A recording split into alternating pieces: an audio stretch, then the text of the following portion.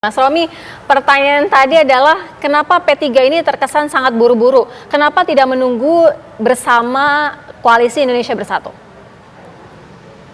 Oh, sebenarnya kami tidak buru-buru karena kalau hari ini mendeklarasikan Mas Ganjar itu kalau di googling saja tinggal dilihat jejak digitalnya sejak bulan Oktober dimulai musyawarah kerja wilayah di sejumlah DPW P3 se-Indonesia. Satu demi satu para musyawarah kerja wilayah itu mengusulkan nama Mas Ganjar. Sampai dengan sebelum Ramadan kemarin itu kita berhenti di 19 musyawarah kerja wilayah.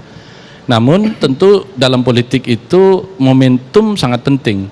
Dan kita melihat bahwa P3 harus segera mengambil keputusan ini karena memang kebetulan di Jogja sedang diadakan open house oleh Ketua Umum, dilanjutkan dengan halal bihalal. Kita kemudian melakukan upaya untuk percepatan dalam rangka pengambilan sikap politik ini mengingat proses pendaftaran legislatif sudah di depan mata tanggal 1 sampai 14 Mei.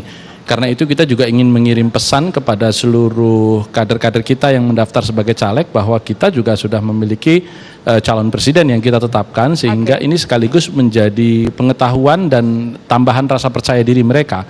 Yang kedua, bahwa berkali-kali saya sampaikan P3 ingin menjadi pemegang saham seri A atau pengusung dari calon presiden yang insya Allah berdasarkan rekam jejak, akseptabilitas, elektabilitas memang memuncaki berbagai klasemen survei.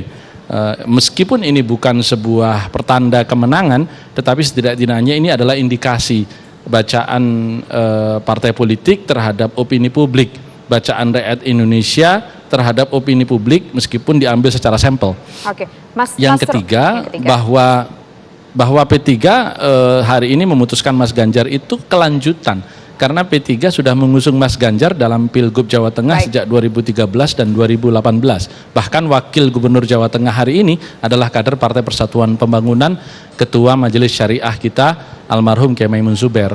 Oke, kita ingatlah historinya mungkin yang Mas Romi sampaikan tadi. Tapi kan begini, sudah sepakat beberapa waktu yang lalu membuat sebuah koalisi KIB. Ada Golkar, kemudian ada PAN dan juga ada P3 di sana. Kan koalisi ini niatnya ingin jalan bersama-sama. Kenapa tidak menunggu bersama-sama untuk mengumumkan siapa yang akan diusung untuk menjadi capresnya?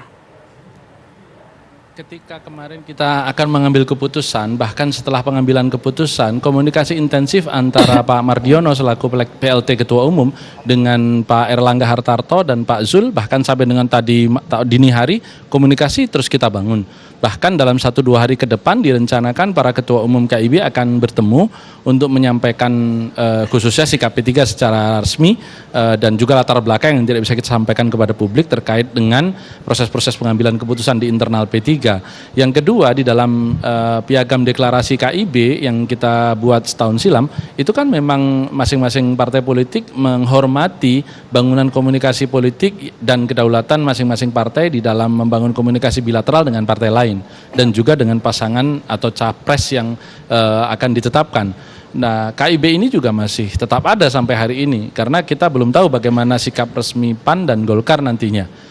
Kalau kemudian ke depan barangkali sikapnya bisa sama dengan apa yang disampaikan oleh P3, ya KIB ini akan menjadi semakin besar. Tetapi kalaupun tidak, tentu kita menghormati itu sebagai sikap politik dan kedaulatan masing-masing